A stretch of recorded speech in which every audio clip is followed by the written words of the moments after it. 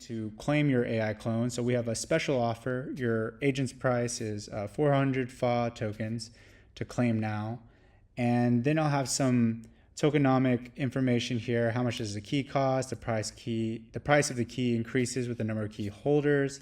So what I'm going to do is just click claim now, approve for the spending of 400 FA tokens.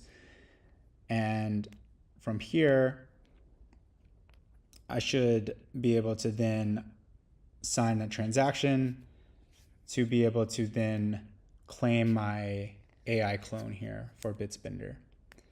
So let's take a little time, and then we'll have a little pop-up to fund the wallet with ETH and FA on Base, so then we can start interacting on the platform. But let's take a look at our agent here. So we'll see that we have this little congratulations message, and then we can go on and click View Agent. So now here we are, and we'll have this agent dashboard, and here's Bitspender. We have one key holder, which is the account that I'm signed into.